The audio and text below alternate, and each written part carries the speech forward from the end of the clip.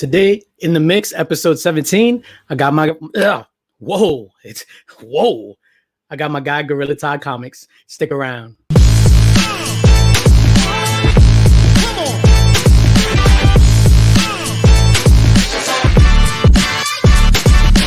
Let's go.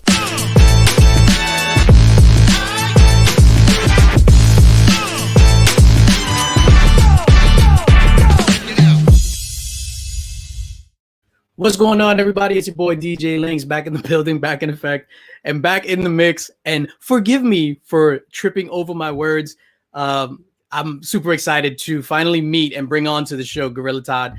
And yeah, man, and I was a little bit starstruck backstage. I didn't let him know that, but Gorilla Todd is a good dude.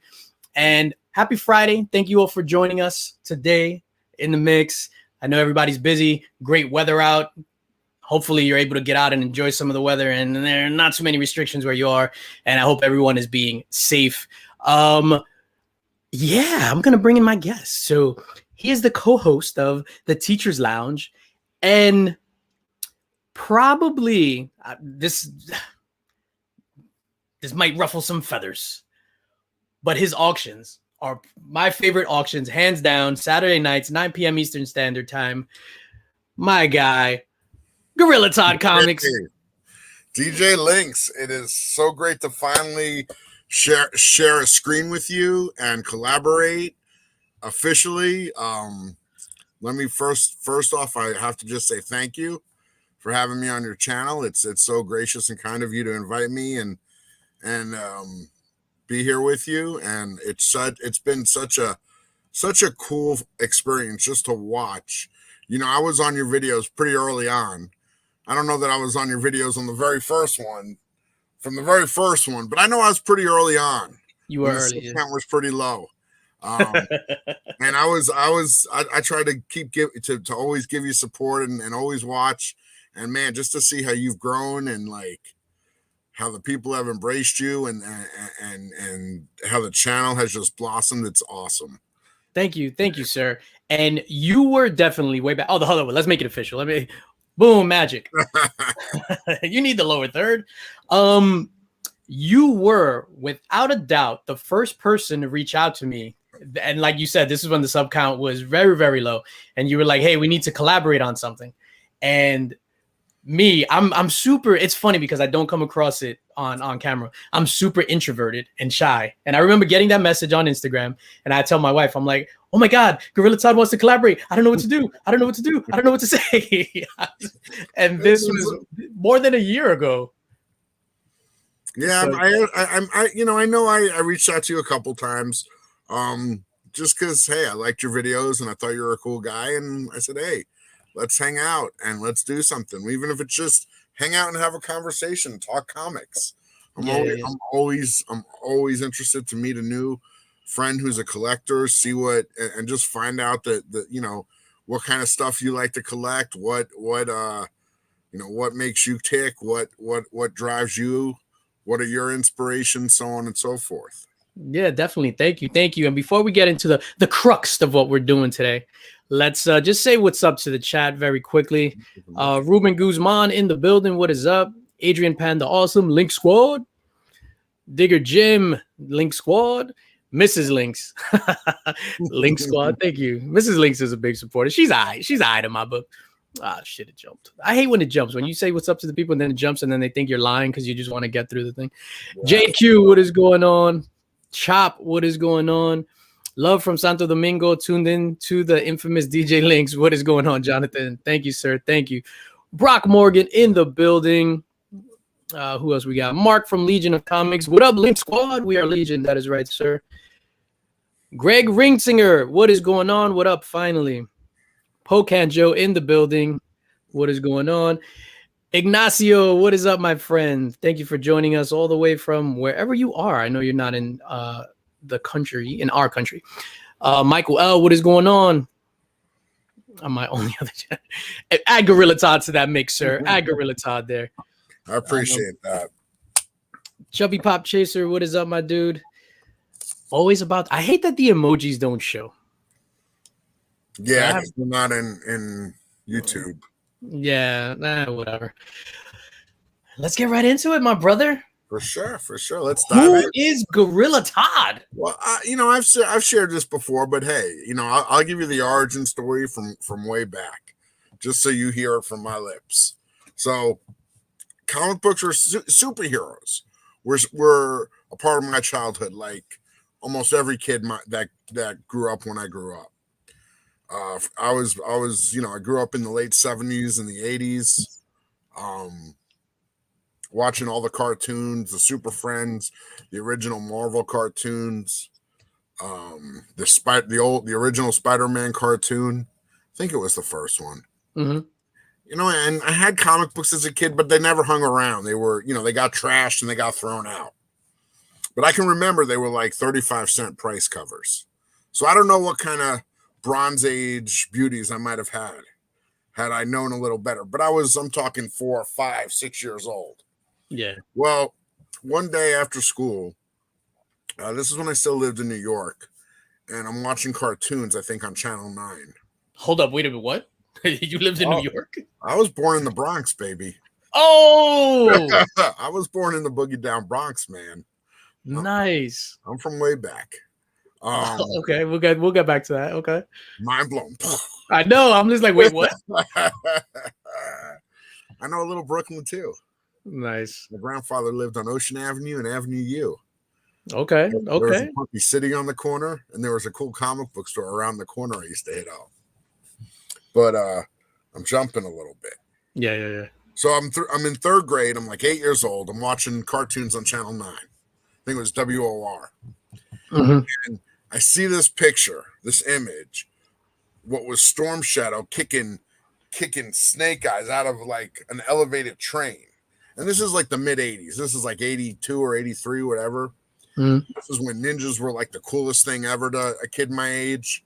All I wanted was a wooden katana that my mom would never buy me in a million years. But I've taken care of that. I got plenty of toys now. Anyway, I saw that and I was like, it clicked. I was like, I know there's a comic book guy who sells comics in the indoor flea market my mom goes to on the weekend sometimes. Mm-hmm. So it planted the bug. We went to that flea market, and I said, "Mom, can I have $1?" And she's like, "Why do you need $1?" And I said, "I want to get a comic book." And I think because it involved reading, she was like, "Okay." So she gave me my buck, and I went and got G.I. Joe. I didn't get 21. It was issue 29. Awesome Mike Zeck cover with Destro on the cover. I got that book. I still have that book to this day. It's actually on one of the shelves right over there. And I read that book and I was, it grabbed me. And then I was out. I don't remember exactly where I was, but I was at somewhere that had like a newsstand, a spinner rack. And I'm flipping through the spinner rack and I see, wait a second, G.I. Joe 28? Does that mean there's 28 more issues I can get that are out right now and read those stories? And from there, it was like a fire was lit. And like literally just the dominoes just fell into place. Because within a week, a comic store opened up close enough that I could ride my bicycle to. Oh, wow. So like, I remember my friend's mom told me he's not open yet, but he put his phone number in the window because he said he has comics if anybody wants anything. So I called him up. Little 8-year-old me calls this guy up and says, I had gotten a G.I. Joe #1 from the guy at the flea market. His name was Ralph. I call this guy up. His name's Charlie. I said, Charlie. Well, I didn't know his name was Charlie at the time, but I found that out later. I'm like, do you have a G.I. Joe #2? It was the next logical. And he's like, I do, but it's an expensive book. It's $7.50. And I was like, okay, I'll take it. No, I didn't have $7.50. I know that. I'm like, whoa, $7.50. I'm an 8-year-old kid, but I was like, okay, I'll take it. He's like, okay, well, I'll be at the store tomorrow. You can come by. Okay. So now I'm like, okay, I need $7.50. Now I was pretty creative. I started digging in every old purse in the closets that my mom had, in every pocket I could find to collect change. And sure enough, before the night was over, I came up with a bag full of $7.50 worth of coins. All in coins, right? Yeah. I got my mom to take me to the comic book store. I pull out that bag, and she looks at me like, "Where did you get that from?" And she's like,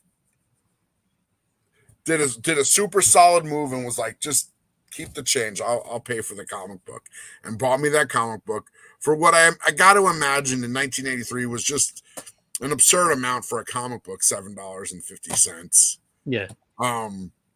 And from that point, I was riding my bike to the comic store every day. I could scrounge up $1 or $2 or $3 or $4, and digging through back issues and for hours and hours. If I had $4, I would literally dig through books for 4 hours and to figure out exactly how I wanted to spend that $4 to get to maximize like the books I could read. Yeah. So that was actually in Long Beach, New York, at a store called the Comic Cottage. I don't think that store's around anymore, but it stayed with me ever since then. Yeah, I remember. It's funny how you're talking about like looking through the cushions and shit for the change. I remember that, like going through everything, digging through the ashtray, like my dad's ashtray, looking for coins. When my uncles would come over or they would be like at my grandmother's house, I would go and, I'm the little kid begging for money. Give me $1, give me $1. One time when I found out you could get like a nickel for a bottle if you brought it to the store, my mother almost beat me. I have done everything from collect cans to shovel snow, to anything I could to get money to buy comics. Yeah, like my mother almost beat me when she found out I was collecting cans and bringing them to the store for money. Like I don't know why, but it was just like you had to hustle to get that money in order to go buy some of these issues. A book was 60 cents. You only needed so many cans. 12 cans and you might have yourself a book. Yeah. When I lived in Long Beach, I was close enough to the beach, and there was a boardwalk I could ride my bike. There was a lot of cans around. Yeah. It was, hey. Yeah, I remember in junior high school, I had a half fare bus pass. Don't know why. When people closer to the school had a full fare, you get on the bus for free. So I had a half fare, and the bus fare at the time was 60 cents.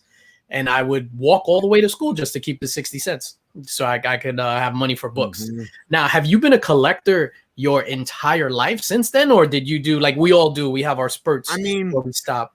I don't think I was ever not a collector. I've been collecting more actively and less actively at times, but I've never not had comic books. I've never I've probably went longer without making purchases at certain periods, but I've pretty much been into comics ever since. And what were the reasons for like some of those lulls in your purchases? Because we get into the same shit as like with girls. No, I think I just got. I had a shop when I was 29. I opened a shop. With a partner. And I put 80 long boxes into it, and I filled the store up with toys and 80 long boxes, and suffice it to say, it lasted 3 years, and it ran its course. In New York? No, this was in Florida. In Florida. And so after that, I took I was a little less aggressive. I still would buy books here and there, but I just. It took a little bit of a healing period, let's say. Yeah. And so I hovered around like 10 to 12 short boxes, probably for about 8 or 9 years, maybe even 10 years. Something like that. But always buying. Yeah. I always love going to different comic shops, Michael. That was something. I mean, I was lucky that I could get my dad. I mean, he would take me. We'd go see a movie on the weekend, and he'd take me we'd go into Lynbrook, and he'd take me to Cosmic Comics. Lynbrook's where I went to my first comic book show ever at the Holiday Inn. So I was able to see different comic book stores in New York when I was young. Did you ever experience what age did you move out of New York? And then it was like the end of 6th grade for me. Oh, okay. I was about 11, 12. Okay. Yeah, so then my question would have been, did you ever experience any of those shows, the old school like Big Apple Comic Con shows that were in the church basement? I've been to shows in Manhattan when I was a kid, and I'd see like 5 Spidey ones and 5 Fantastic Four ones, and like Batman ones and Superman ones. What's up, Actual Dracula? I mean, where like you'd see like just the killer books, like a different level, and guys would have 4s and 5s of them. Yeah. And my dad read comics during the Golden Age. He didn't have a collection, but he knew the books. He knew all the artists, and he would kind of like school me on like the different artists and the different covers and a lot of the history.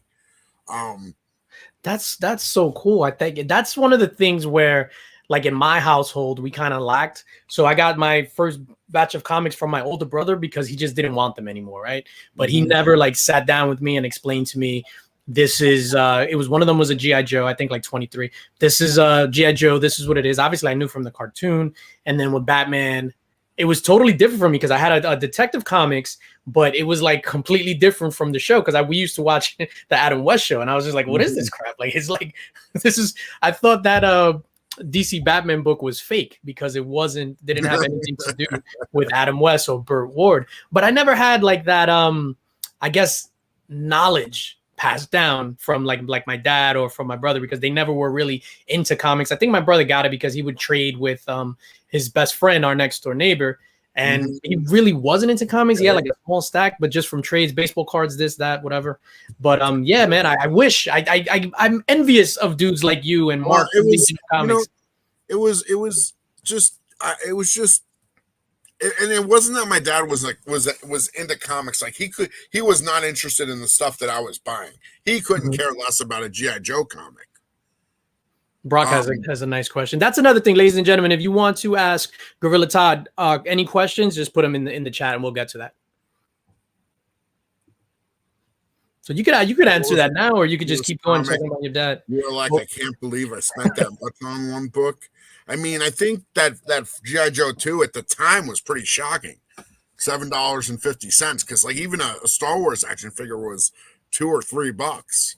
A G.I. Joe was like $3, I think. So yeah, it's like $3.99. I remember going to the 5 and Dime begging for $3.99 to get a G.I. Joe. It's like one comic book versus 2 action figures. That's just that's unheard of. Yeah. But I mean, I've spent thousands on books at this point. I'm kind of like desensitized to that.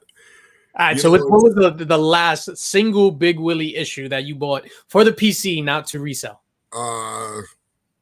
Amazing 129. I got a 9.2, paid $23.50 for it. Ooh. And I just heard you're gonna AOK me that. Imagine that, like you open up a box and there's, oh, that's crazy. I'm an honest guy. You ask me an honest question, I'm gonna give you an honest answer. No, of course, and I guess throughout your career and working in comic books and just collecting, in the last 2-3 years, I spend a shitload of money on comic books. So I could imagine you've been doing this for way longer than I have, and you must have seen some stuff. What was, I guess, being that now we're talking about pricing and stuff like that, this is interesting to me. What was one of the biggest steals that you ever came across? Like you couldn't believe this guy had this for this price. Like the best I ever did on a book, like the straight up best I ever did on a book, was Walking Dead #1. I was direct with Diamond at the time. I bought 10 of them. This was when the book came out. I sold 9 of them on eBay for $5 a piece. And I was happy. I made $20 on the book because it was, the only reason I ordered it, I was looking through previews with my buddy, and he's like, "Hey, look, a zombie book." And me and my buddy had always liked the George Romero zombie movies. And I'm like, okay, well, I'll order 10 copies. So we ordered 10 copies. I sold mine and I kept one. I stuck it in my comic boxes and it sat there. It sat there for like 13 years. And my buddy, this is years later, we're sharing a house, and he's like, "Hey, dude, you still got that Walking Dead one?" And I'm like, "Yeah, it's in a box somewhere." He's like, "You know how much those things go for when they're graded?" He's like, "Is that thing in good shape? Did you take care of it?" I'm like, "I take care of all my comics." You know, I mean, you can look, I have my New Mutants 98 that I bought off the stand. I have my Amazing 300 that I bought off the stand. Wow. They have spine ticks because I read them as a kid. Yeah. You know, I mean, I got a 9.8 New Mutants, and I got a pretty high raw 300. But you know, the like, that book was like, I don't even know if I read it, honestly, that copy. So he asked me, and I'm like, "I don't know, let's look at it." So I pulled the book out. I literally took it out of the bag, looked at it, and I said, "I don't know, dude, it looks as clean and nice as any book I've ever looked at." Right? I don't see even the little bars on the corners that happen sometimes. I mean, and I'm pretty good. I've looked at a lot of comic books. I was like, "Dude, I don't know. It looks like a clean book." He's like, "You should take that to that show you go to in Daytona and get it graded." I'm like, "I could do that." So the next time the Daytona show came around, I brought the book with me. I brought that, a Walking Dead 2, a couple of issues in the 30s, and my FF52. Okay. I had that's one of the Silver Age books I had since middle school. Wow. And I submitted those. And as just the luck of the whatever was upon me, that Walking Dead one came back as a 9.9. What? I had like $1.50 into it plus grading, which was a few $100s or whatever the percentages times whatever they appraised it at. Yeah, because it was a hot book. Yeah, I just don't remember. And I sold that thing as fast as I could, and I got serious money. And what's serious money? 5 figures. And once I had that kind of money, like that came from a comic book, I was off to the races, brother. I was buying things I thought I would never own, honestly. That's what set me on the course to ultimately get that Amazing 129. And my big purchase before that was my giant size X-Men #1. Wow. I have an 8.0 of that I paid $1,500 for. Wow, and that's a steal now. Like, I was looking at one Raw. I went to a show in Long Island 2 weekends ago. A Raw one, beat up. Yeah, he wanted $3,000 for it. That book has gone ballistic. 5 figures. And it's funny because it's like with a book like The Walking Dead, I wasn't collecting at the time, but I remember my brother-in-law was like, "Oh, you need to get this book. You need to get this book." I'm like, "Dude, I'm not into comics right now." I never would have thought a zombie book would take off. Well, you know what it was? It was a cultural phenomenon for a period, right? I mean, I'm a teacher. I don't know. I'm pretty sure you're aware of that. Yeah. And at school, it wasn't like, you know, I'm the one guy who likes comic books, who's a comic collector. I mean, I have a spinner rack in my classroom, and a Thanos poster is the first thing you see when you walk in the door. That's my way of saying, "Don't mess with me." Yeah, like if you don't do your homework, you're gonna get snapped. It's efficient, and you know. But they know, you know, I don't hide it. I'm very, you know, I'm pretty transparent, and like so like at that, there was a period where every lady who was like a receptionist or a secretary was so into Walking Dead, they had like the Lucille bat on their bookcase. And like, so it was like, it was everywhere. And I just, as a comic collector, as much as I love independent books from the 80s, and I love zombie movies, that book didn't mean that much to me compared to how much money I could get for it. Yeah. So I sold it and started buying up Silver Age and Bronze Age books that I always wanted. Yeah, I mean, I definitely would have done the same thing. I think that's like a unicorn, that book, because there aren't independent books that are going to hold that value consistently. I say it like this: I won the comic book lottery. Yeah, it's like I don't expect that to ever happen again. You know, that's a once. You're lucky if that happens once in a lifetime, and so be it. And that's why you see me on my auction, and I'll sell $5 books and $10 books. Sometimes I sell a book for $1,000, but I'll also I'll grind out little books to make $1 on this and $3 on that, because I know at the end of the day it all adds up. Yeah, definitely. So you just brought up the auction. I guess let's pivot to that. Sure. What started the auction? Are you still wheeling and dealing behind the scenes, like in real life, even though you don't have your shop anymore? Like, what's the backbone of the auctions? I mean, I started doing auctions. Do I see? You know, I'll get to that, Legion. Let me do one question at a time. I started doing auctions on another platform, on another channel, and after about 6 months, we just didn't see. We had creative differences. Let's say that. Yeah.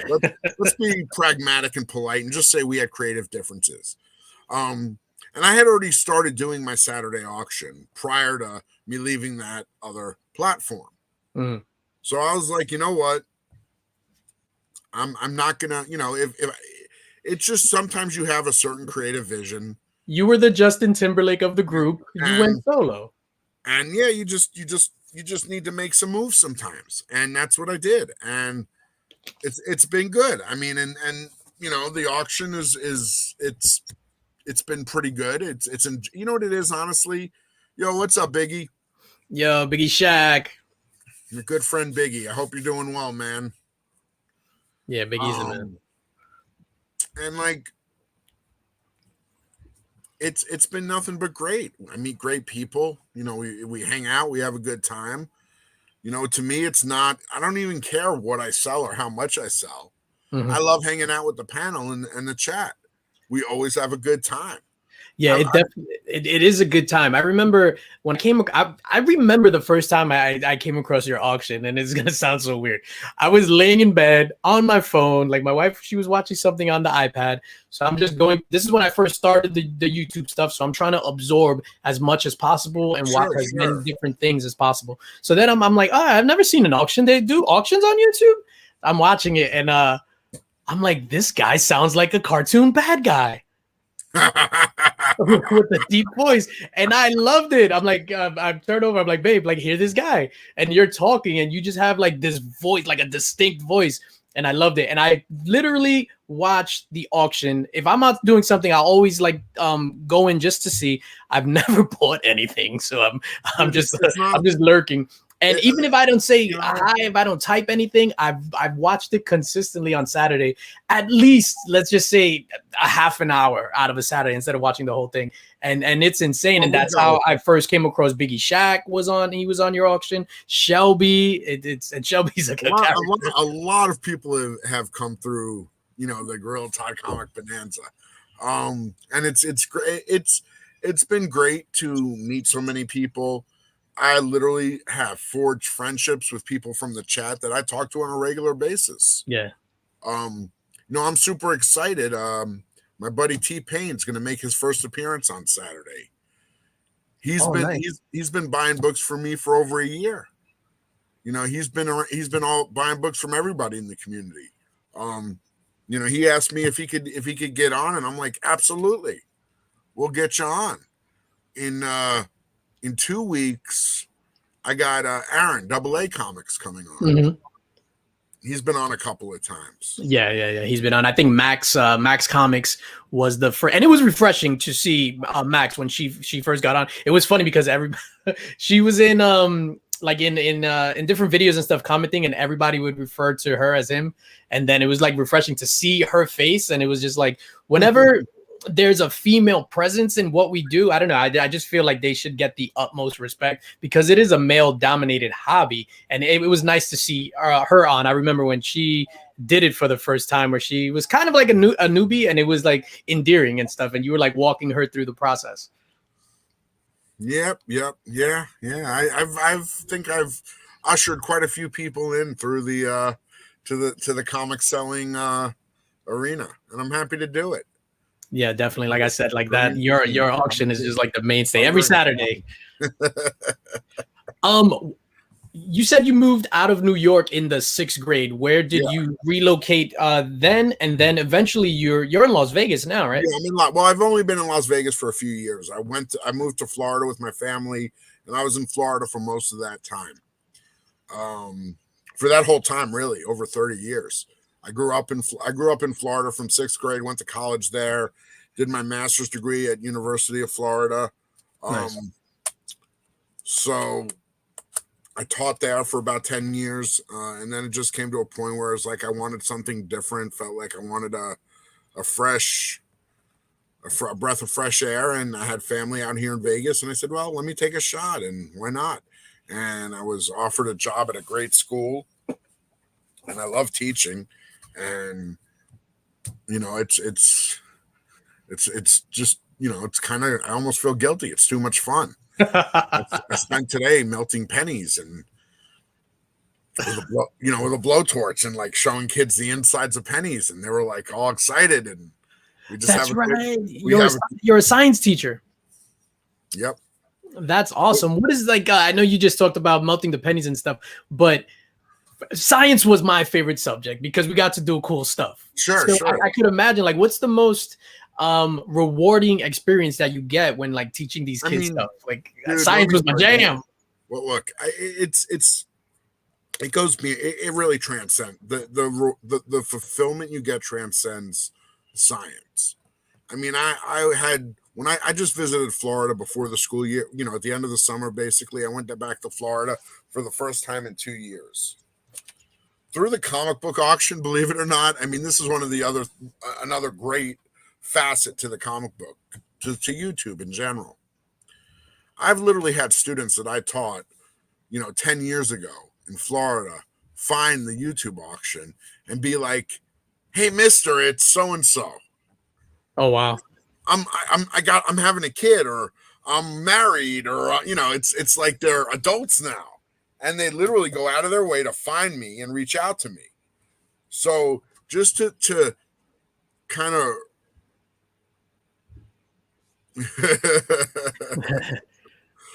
just to realize, like, I made such an impact on those kids' lives that they actually want to talk to me, when they're 10, 12 years later. Mm-hmm. that and the appreciation they express, it blows my mind. I mean, it's like, just I take it so seriously how much it's look, you're going to learn science, you're not going to learn science. I'm going to do my best.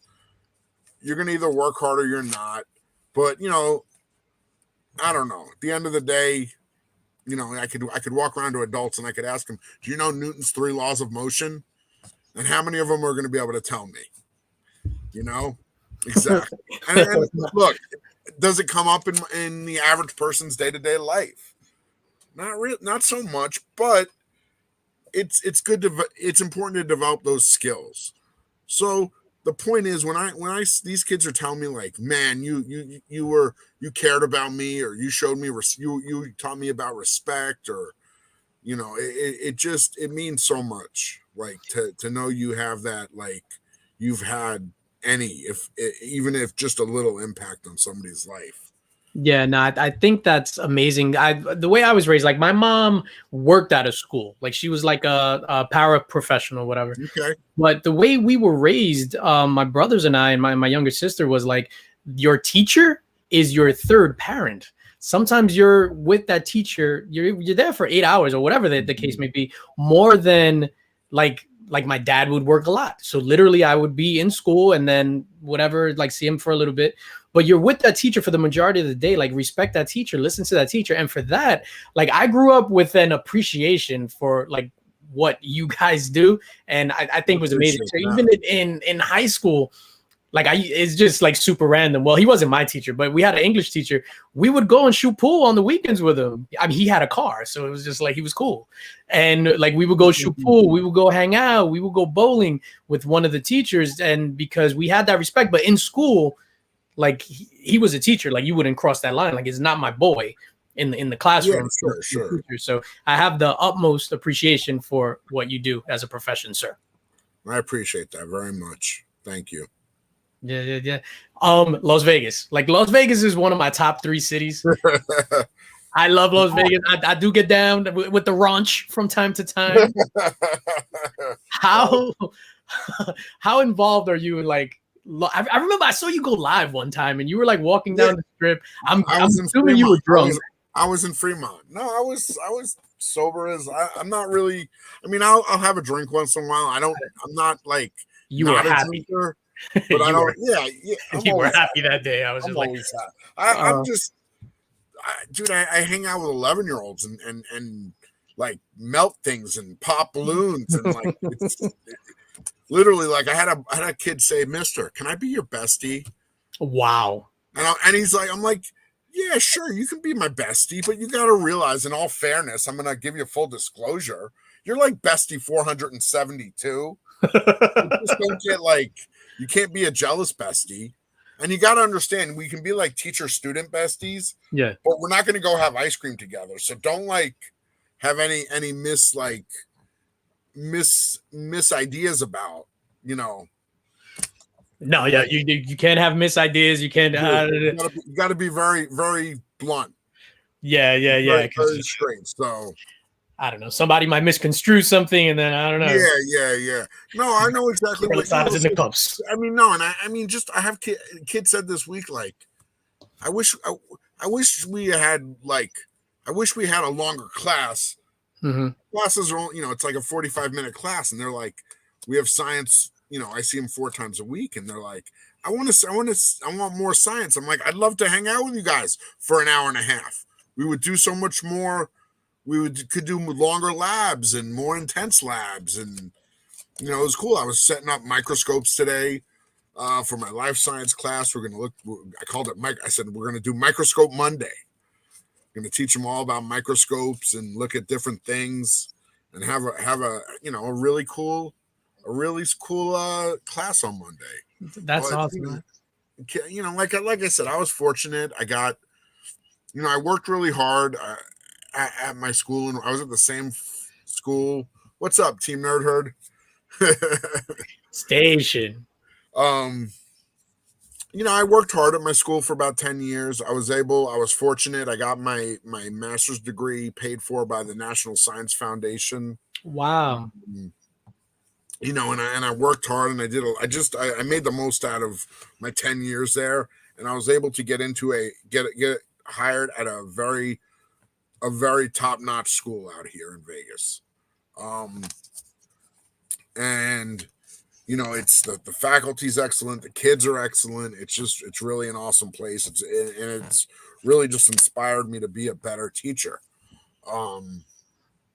Yeah, that's awesome. I remember when we so I got married really young, and we had our daughter really, really young. So we didn't really have that kind of nightlife experience in New York. So then one day we're like, hey, let's go on vacation. Let's go to Vegas. So we stayed at the MGM Grand. This is probably like 2004, 2005. And it was insane. And I'm just like, oh, let's go. Let's see the show. So we see the show, and it's like a topless show. But it wasn't like a strip club or anything like that. It was like a show. So we had no idea. Yeah, and we were just like, what the hell? Half the shows in Vegas are topless. That's like it was the most boringest show in the world. I even told my wife, I was just like, yeah, I can't, this show like ruined boobs for me forever. But that, and then the nightlife, going to clubs. It's funny, we were at the Palms, the Rain, because we saw it on MTV that they had filmed The Real World like 2 seasons before. And we're in the Palms, and then we're there like dancing and shit. And then it's like the dance floor is like empty because they were just playing like this hip hop and R&B, but just like all Timbaland music, which was really, really weird to me. And it was like Timbaland and Justin Timberlake, like a couple of feet away dancing, which was really, really cool. And then the very first time we went, though, we went on a fight weekend, and we had no idea. And that's when the city was on fire. It was the first Bernard Hopkins Antonio Tarver. Or was it Bernard Hopkins Antonio Tarver? I'm not sure, but the city was on fire. More so, like, we've been many times where there weren't any like big events going on, but when There's a boxing event in Vegas. Everything is on fire. It was like nuts. Yeah, well, now it's if there's boxing, if there's UFC, if there's I mean, I had the opportunity. I went to a Golden Knights playoff game. The first game where they had full attendance after the shutdown, or from COVID, and man, that was, the energy was crazy. That's another thing. How did the city, change during the whole COVID thing? Because I imagine Las Vegas, the economy is based on tourism. Yeah, it was tough. There was, when they lose conventions, and that's a huge industry. I mean, basically, it was funny, honestly. I think COVID actually was probably the thing that kind of, it was funny. I was this when we got shut down initially in March, we went to teaching online, and I did some online camp classes that summer, and then it was like June, and I'm like, man, there's like, I've pretty much watched everything I want to watch. I need something to do. And that's when the auctions came up, and it was kind of like just the right thing at the right time, and it took off, and hey, look, creative differences aside, I'm thankful that I had the opportunity I did, and I made whatever I made out of it, and that's how I got to where I am now. And it's frankly, it's like, I consider myself so fortunate, and because like I sit and I'm in school, and I'm like, damn, I love being here. I love teaching these kids. I never am like, oh, these kids. I'm always like, come on, let's do this. I got something cool to show you. Check this out. I mean, and I like to have fun, but I make them work. Like, but I like to have fun. I guess I'm really just a big kid. So like, the way I check their homework is at the beginning of class, I walk around and I make them show it to me, because I tell them, the homework's due on Tuesday, you're not doing it in class on Tuesday. Yeah, that's late. So I give them a stamp. So like my school really supports teachers, and I can order stuff if I need it. So I got this box, cheap little stamps, little designs, but 100 of them, a giant box of stamps. The kids go crazy when they see that. But I'm like, you'll wait. Every day you'll get a different stamp on your homework. That's awesome. Like, I turned me checking their homework into, oh, he's coming to check the homework. How school, like, your teachers, like, you feel like they're trying to like find something wrong, where I'm like, you want to get the stamp, you got to show me the homework. They want the stamp. It's so silly, but it's just, it's making it. It's making it fun. It's that positive reinforcement, like the same thing when we were little. We had well, not me, because my school didn't care. My daughter, like in her school, it was like the sticker thing. Like you hand in the thing, you get the sticker, and then whoever has the most stickers wins a prize. So you make it fun and make it positive, as opposed to a negative, in the sense that it's just like, oh, I want to give you an F. So no, it's one of those things where I make it clear. I want you to learn. I want you to succeed. Nice, you got a new member, Chip Gettler, Mr. Chip Gettler, which is it's odd because he's already a member. I've had people have to rejoin my channel because I don't know, it does some weird stuff. Yeah, so let's talk about that. You were on the other platform. You started the auctions. How has the YouTube journey been? And did you ever think that you would get to a certain point where you're able to be monetized and then launch your own channel membership? I don't know. I mean, it happened pretty quickly, like, because I felt like once I was out on my own, I had a couple of months where I just gained, like a couple hundred subs a month. Wow. And it was just like exploded. And so like, I really didn't have much time to think about, creeping towards 1,000. It was just more like a train, just. Yeah. And even, I felt like a little bit of a slowdown now, But I think honestly, I've been doing whatnot auctions. Mm-hmm. So if I do 3 whatnot auctions in a week, and then I have to pack on the off days, it doesn't leave a lot of time to do more YouTube. Now, I kind of feel I have kind of part of me getting this office that I've gotten, this space, is kind of a recommitment to everything, and that I want to start doing. I have like, where's my paper? I got a paper somewhere with like a list of. I'm super unorganized. I had a kid say to me, "You're so organized, mister," because I their first 4 labs, each lab's a different color paper. Anyway, and I'm just listing things I want to like, ideas for shows, and they're simple. There's nothing that crazy, but things like I want to do my top 50 raw books and my top 50 slabs, and just share what I have with the community.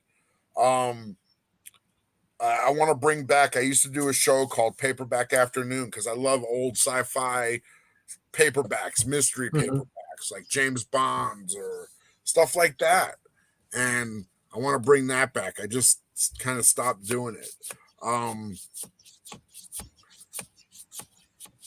That's awesome. Were you into those? Or when did you get into those paperbacks? When you were younger, those science sci-fi things? I was always a pretty aggressive reader. Like I read comics. My motivation for getting comics is I want to read the stories. I love the art. The art's probably the thing that will hook me. But will get my it'll grab me. But the good story will keep me.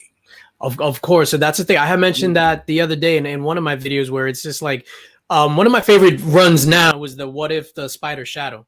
Amazing story, but the art it leaves a lot to be desired. If it were the other way around, where it was just like amazing art and a shitty story, it's like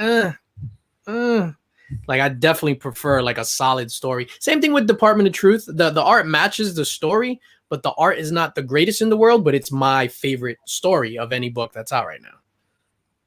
Okay. Yeah, I mean, it's a lot of times it's about that. It's about the story and the art clicking. Because art it's so subjective. Like I can tell you that this guy's or girl is my favorite artist, and you can have somebody who's your favorite, and they can look completely different. Yeah. Is one better or worse, or are they just different? I don't know. I mean, there's. Nah, I'd be right in that situation. I'm just kidding. Who's your favorite artist? Favorite art. It's weird, right? Because I've always gravitated toward the character where I don't really care who draws it. A cover artist, Alex Ross to me is a god. Like Alex Ross to me is a god. Like right now, him, and then I guess some of the newer crop, like Lucio Perillo. I love Perillo. I love Delato. Like I like kind of like that dark, realistic style. But back in the Disney, McFarlane, it was a god amongst men. Jim Lee, like Jim Lee's X-Men, those first 11 issues, Bible. That was like what got me. I'm a big Dave Stevens fan. Oh, that's nice. Is that Fauna?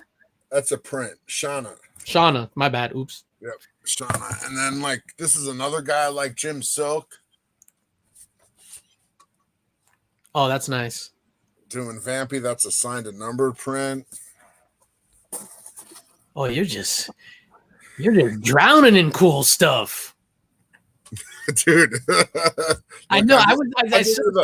Look, I'll give you the behind the scenes. There's like that's like about 80 short boxes, and then there's the racks behind there that go the length of the wall, and then there's this table with boxes, and then there's this field of boxes in the middle, and holy crap everywhere. What? That's insane. You must like Frank Frazetta. Frazetta was amazing. Yeah, Frazetta's awesome. I love Frazetta. What got you to because I know obviously you have a lot of stuff, but what prompted you to get your own office space? Because I saw some of your Instagram videos where some of your YouTube stuff where you just opened it up and well look, if you watch the auctions over a period of time, and I used to do it from my bedroom. that wall of comics to the right of me kept creeping closer and closer and closer and higher to the point where there was a window and then there wasn't a window anymore. And it just became a situation where I had outgrown that space. And, you know, I wanted to get all my books in one place. At that point, I had some books in my bedroom, some in a closet, some in a garage, some in a storage unit. And it wasn't efficient. I still have, you know, I've basically got everything into this space. Now I have to get it all organized. I still have to add 2 more of those racks to get these boxes up on racks. My sorting is pretty much endless. I'm always have something to sort.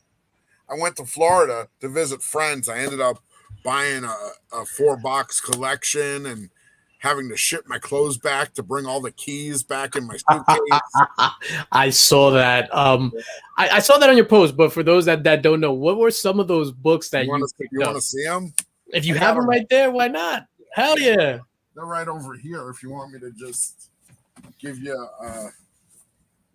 ladies and gentlemen, hold on to your seats as Gorilla Todd goes and picks up fire with his bare hands to show you, the audience. And thank you everybody for watching on this Friday, man. I really appreciate you guys. While Gorilla Todd is doing that, let me just shout out some of all the channel members, the members of the channel, the Linx Squad, Remy Q Studios, Shattered Glass, Whack Comics, Nick Hicks and Comics, Chip Getler, Slotted Up 503, Southern Comic Geek, Zachary Ochoa, Becker, Mrs. Links, Flash 6792, Never Could Figure It Out, Adrian APM, Small Town Collectibles, Actual Dracula, Panda Awesome 316, Cardboard Crazies, Yuppetso, Austin LeMay, Hoarder's Hide, Rob Fat Stacks of Comics, Chubby Pop Chaser, Digger Jim, Legion of Comics, Juan Paz, Burke Family 54 Comics, Tomorrow Cinema, Mr. Dinkum Reviews, Tapias Family Unlimited, Mars Comics, Tales of Suspense, Flo Dameron, Kevin G. But wait, there's more. Ben Parker Comics, Thomas Zarobinski, Fletch Comics, Miss So, Philly Born 21, Macho the Collector, James Diablo the King, Jonathan Michael, Empire Comics, and Big Head Inc. I was going to say NYC. I got NYC on the brain. Those are the channel members. If you're interested in joining the channel, just click on the join button and a video will come up and it'll give you the deets. Awesome. Yeah, definitely. Join GJ Link's channel, man, guys, and he does. I do love your content. I do really appreciate it. Thank you, sir. Thank you. I just like doing everything that I do is what I like doing.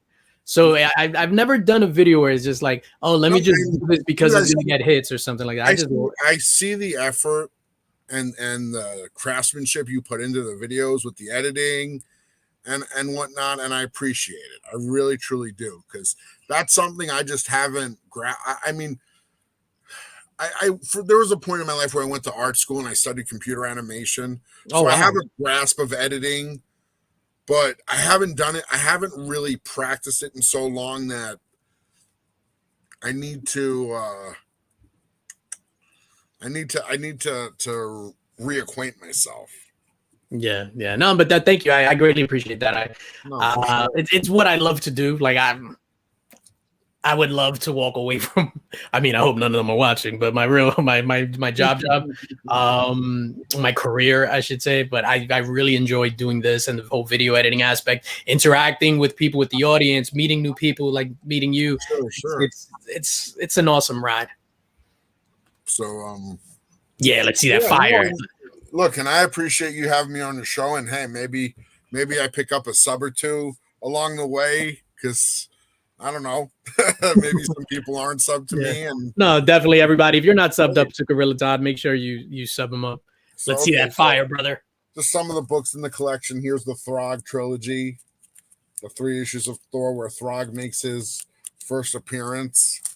I mean, we're starting off kind of gentle, you know. We've got New Mutants 14, the first.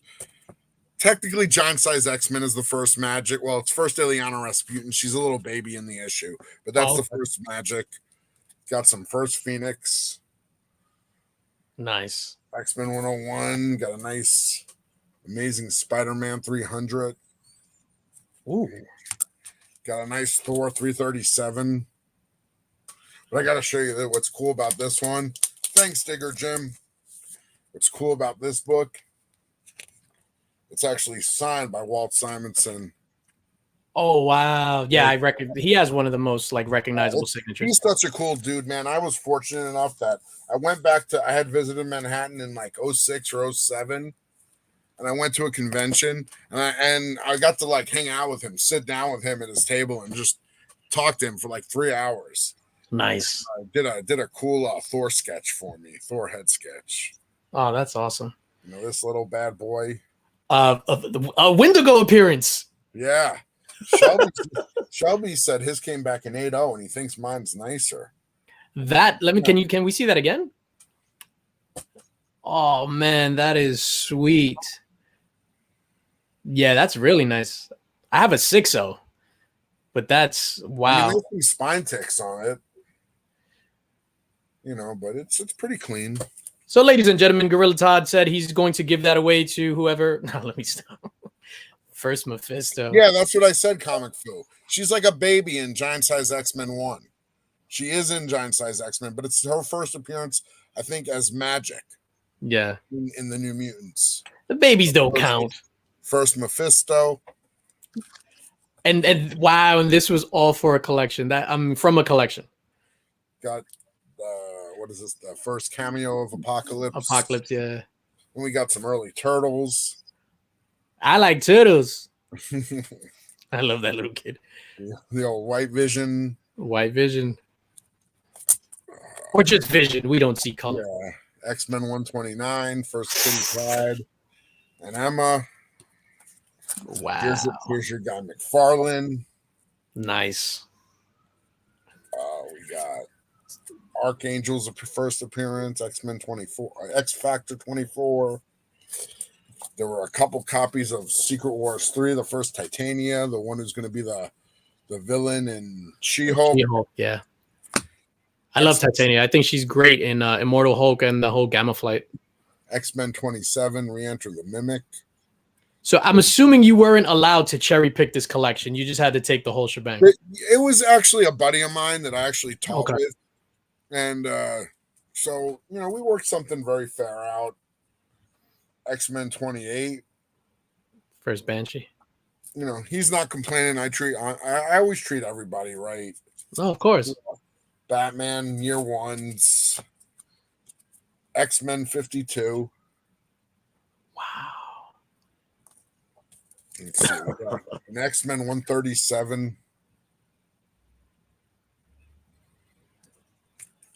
Another year one. All right, we're accepting bids, ladies and gentlemen. Gold.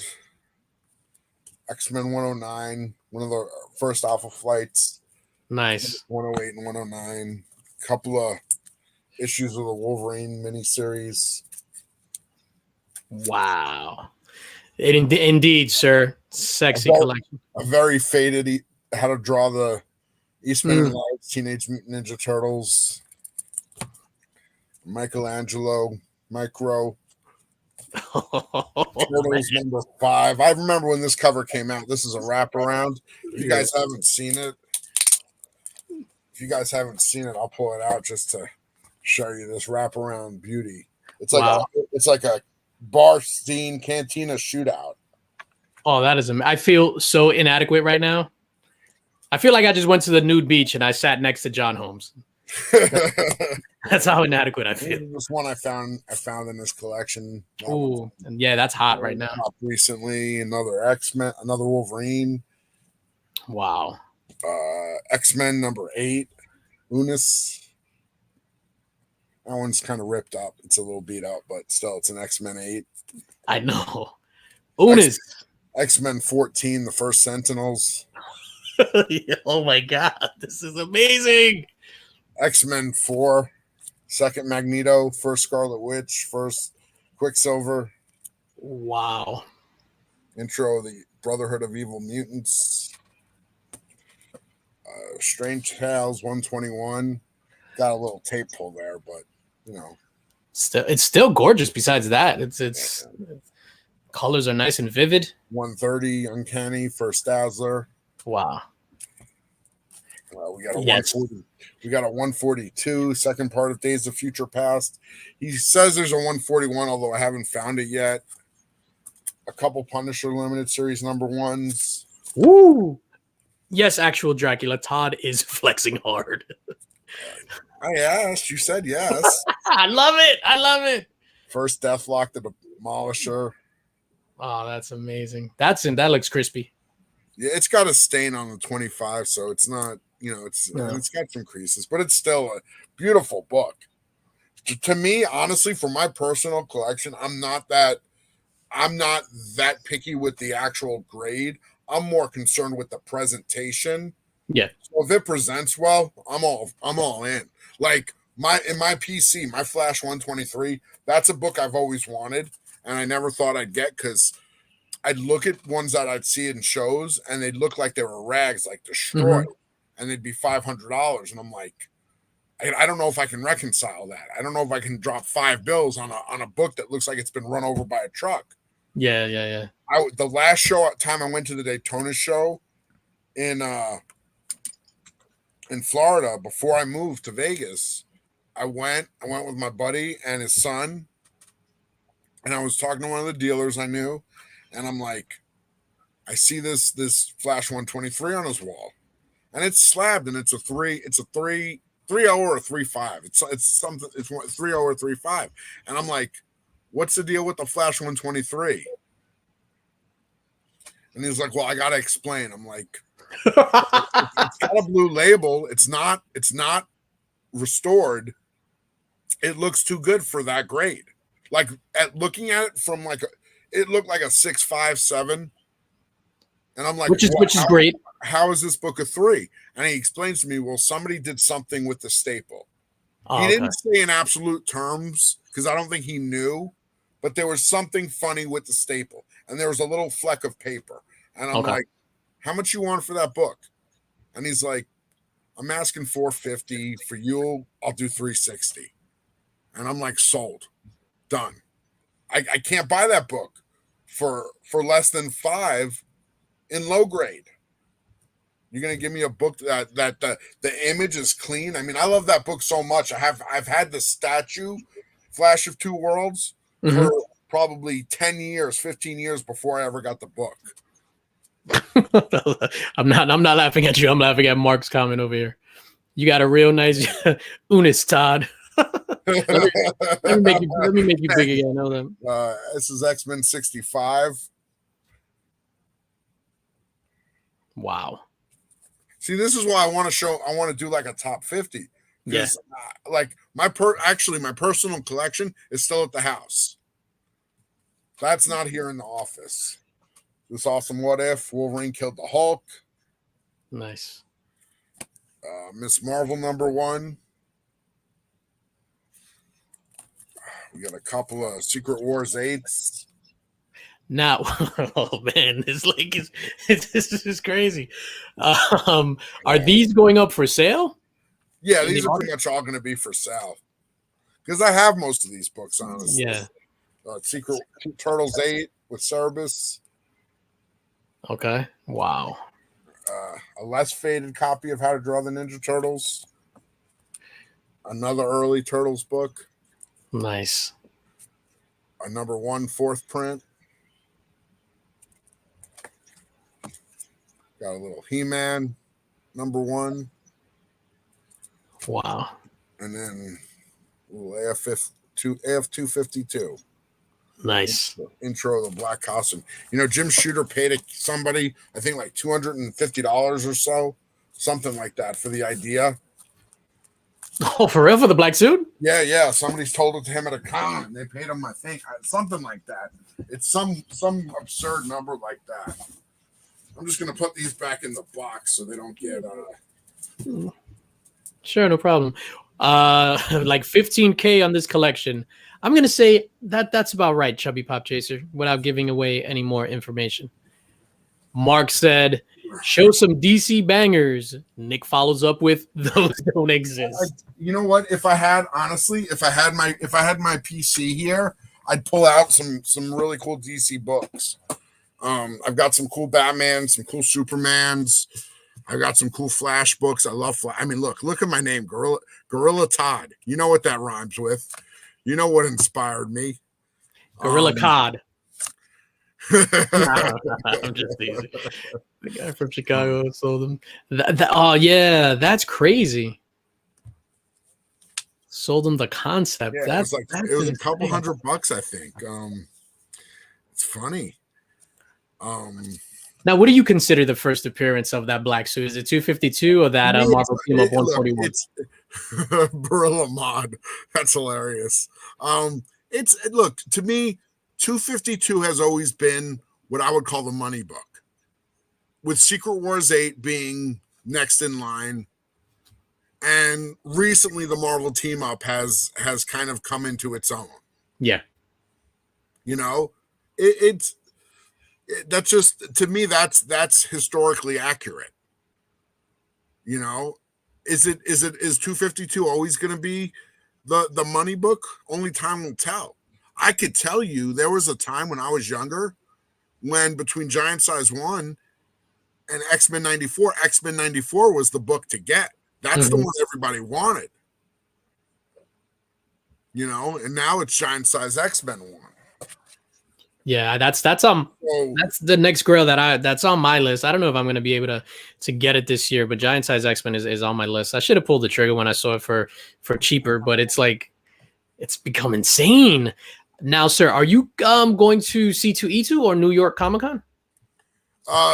No, it's hard for me during school to travel for just the weekend, you know, because I'm teaching till like Friday, and you know, it's just tough. Yeah, Burke is also an educator. Awesome. Ton of teachers in the community. Ton of teachers. Yeah. Yeah, I'm surprised. Like, yeah, when I first came in and when everybody was like they're a teacher, I was like, what? This guy's a teacher? That's awesome. Will people ever shift from 181 to 180? Only time will tell. But again, I would tell you, 181's always been the money book. You know, 180 and 182 are great books, and you know, but you know, hey, it is what it is. Yeah, it's funny. On the back of I was reading the back of my Marvel cards from 1990, and it says Wolverine's first appearance is 180. Well, technically, it is. Yeah. So I think that's before they even introduced the concept of cameo. There's the technical first appearance, and then there's the one people are willing to shell out the money for. Yeah, because that cover is just so iconic. So you have that's what you want in your first appearance. You want obviously the first appearance, but you want an iconic cover. Like that 181, you can't get any more iconic in a first appearance than that. Oh yeah. Unless it's like Superman, Action Comics #1 or whatever. And to Mark's point, yes, DC has some major books. As far as like investing in books and everything, do you think it's a good time now to kind of sink some money into DC? Into DC? Yeah. I mean, look, it's they haven't really. They're just traditionally, with a few exceptions, DC just hasn't had the weight in the collector's world that Marvel has. Now, that's not me dissing DC. I love DC. Mm-hmm. You know, Batman was my favorite character when I was a kid. I had a little plastic Batman motorcycle, and I tied a towel around my neck, and I'd go patrol the block, and then I'd come back and have a cookie. It was. I want you to do that right now. That was my thing. That Batman show, like you watched, that's Batman to me. Yeah. So like, you know, when people ask me what's the best Batmobile, it's the 66 Batman 66, hands down, no argument. And I can tell you, like, I liked when the Keaton Batman movie came out. I liked it. I was excited because it's a Batman movie, but at the end of the day, it's like he's not Batman in that he wasn't really a detective. To me, Batman's a detective. Mm-hmm. He figures stuff out. even in the old show, he'd use the back computer to figure Yeah. out the clue, and like, Yeah. you know, it was like he was a scientist, he was a detective, he was a forensics guy. But he could never figure out that Miss Kitka was Wow. Catwoman. Yeah. I love the movie. Let's be honest. These things are like written for like 8-year-olds. Mm-hmm. They're written by grown-ups for little kids to a certain degree. So it's almost difficult. Like that's a whole other conversation, and we're probably too far in to even really get into it. But like, should the medium grow up with its readership?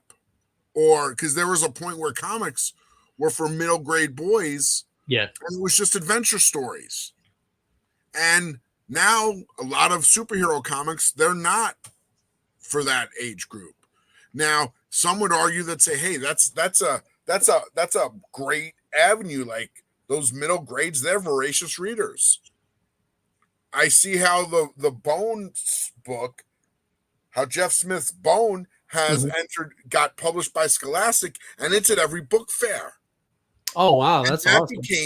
That became something that the kids can't be, and to me it brought a smile to my face, because like, gosh, I remember when I read the Bone comic when it came out, and I remember when I read the whole Bone one in one, the whole story in one thick telephone. Shark repellent in a can. Yep. Hey man, I know we're I don't know how long you want to do this for. We're over an hour. No, we could wrap up. So if you ever want to do a part 2, you just let me know. I've thoroughly enjoyed this, my friend. No, absolutely. Yeah, Todd, thank you for coming on the show, for dropping some bangers. I think that was a first for In the Mix, because usually we're like, I wanted to really get into the whole comics thing with you, because this is obviously, it's a comic channel. Like, I try to mix it up and just talk about a bunch of stuff. But somebody with your like knowledge base on comics is just like insane. And for you to come up here and it's like boom, bangers, making it rain bangers. I really enjoyed it. Thank you for coming on, sir. No, definitely. It was great to meet everybody in the chat. If any of you aren't, if you feel inclined to do so, I would greatly appreciate a sub.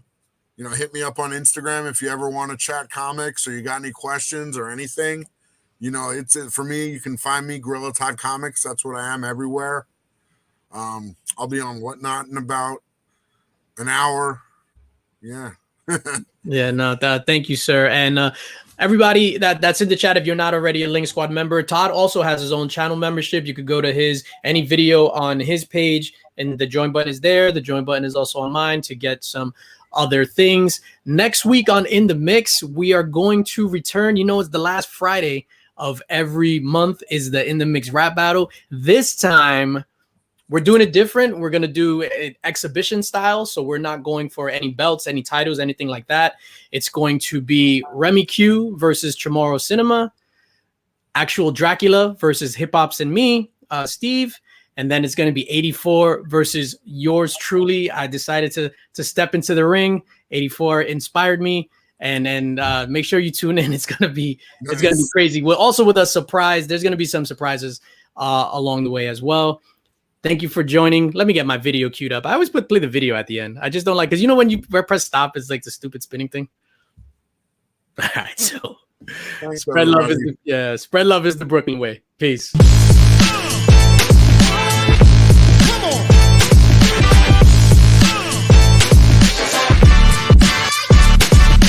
Let's go.